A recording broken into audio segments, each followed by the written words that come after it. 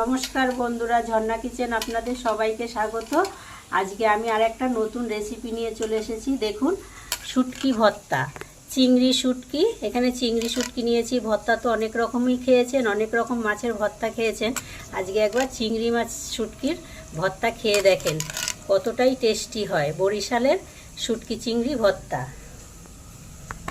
তো চিংড়ি মাছগুলো একটু ভালো করে ধুয়ে নেব। আমি গরম জলে ভিজিয়ে রেখেছি, তাতে করে যদি এর ভেতরে কোনো বালি টালি থাকে বেরিয়ে যাবে। এবার একটু ভালো করে জল পাল্টিয়ে পাল্টিয়ে চিংড়ি মাছটাকে ধুয়ে নিতে হবে।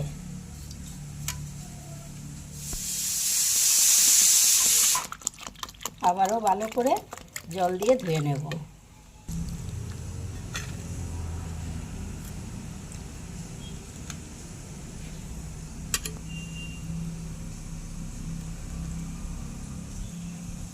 অনেকেই ভাবে শুটকি মাছ কিভাবে রান্না করব, শুটকি মাছে ভীষণ গন্ধ, কিন্তু আমি যেভাবে রান্না করছি এইভাবে একবার রান্না করে দেখবেন, একটুকু গন্ধও ছাড়বে না আর খেতেও খুব সুস্বাদু হবে। মাছ রান্না করার জন্য আমি যেটা নিয়েছি, রসুন, শুকনো লঙ্কা আর পেঁয়াজ। এবার এগুলো একটু ভেজে নিই। শুকনো কড়াইতে শুকনো লঙ্কা আর রসুন একটু হালকা করে ভেজে নিতে হবে।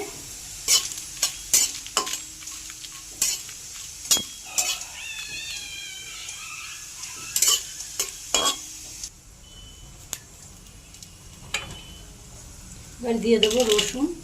রসুনের পরিমাণটা একটু বেশি দিতে হবে।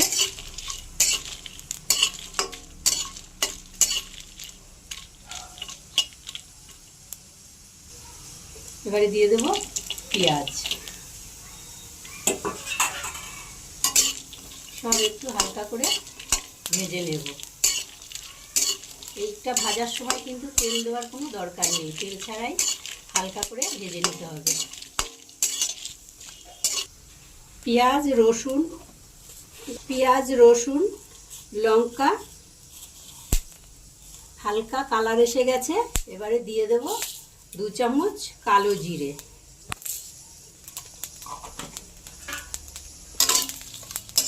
এবার নামিয়ে নেব।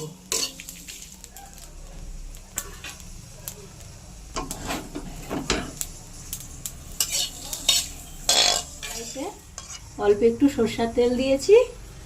এবার চিংড়ি মাছটা একটু হালকা করে ভেজে নেব।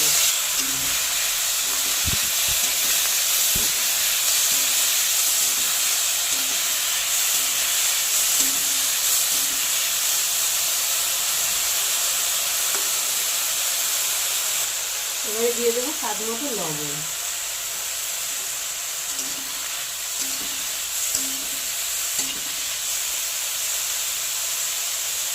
হাফ চামচ হলুদ দিয়ে ভালো করে শুটকি মাছটা একটু ভেজে নেব।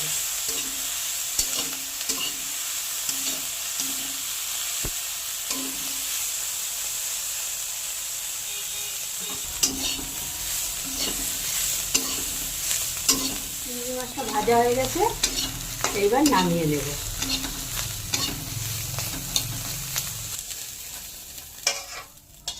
রসুন লঙ্কা পেঁয়াজ এবার একসাথে বেটে নেব।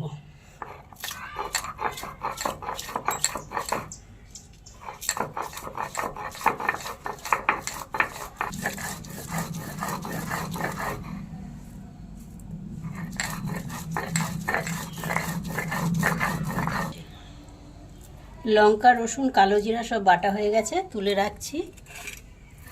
এবারে শুটকি মাছটা বেটে নেব।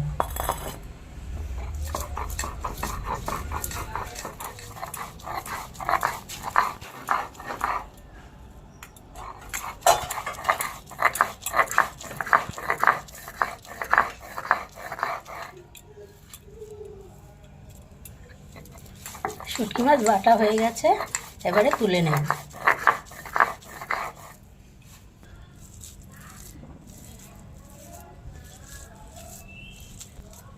আমি যে লঙ্কাটা আর রসুন পেঁয়াজ সব বেটে রেখেছিলাম সেইটা এবার মিশিয়ে দিলাম। যেই কড়াইতে চিংড়ি মাছ ভেজেছিলাম সেই কড়াইতেই অল্প একটু তেল দিয়ে দেব। এবার শুটকি মাছ বাটাটা আপনারা চাইলে এইভাবেও খেতে পারেন, আর নয়তো একটু কড়াইতে অল্প একটু তেল দিয়ে নাড়াচাড়া করেও খেতে পারেন। তেলটা গরম হয়ে গেছে, এবার একটু নাড়াচাড়া করে নেব।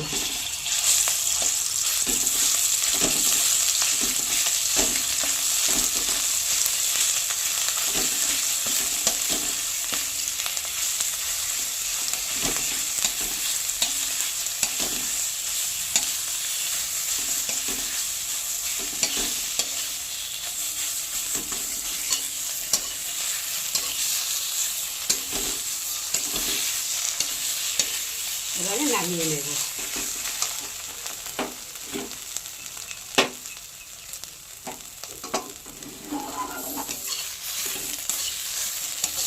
আমার বরিশালের শুটকি ভর্তা একেবারেই রেডি, এবারে নামিয়ে নেব।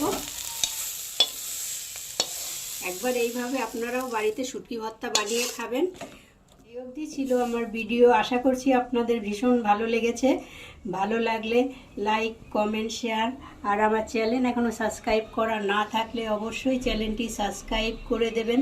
আপনাদেরকে রিকোয়েস্ট করছি আপনারা আমার চ্যানেলকে অবশ্যই সাবস্ক্রাইব করবেন।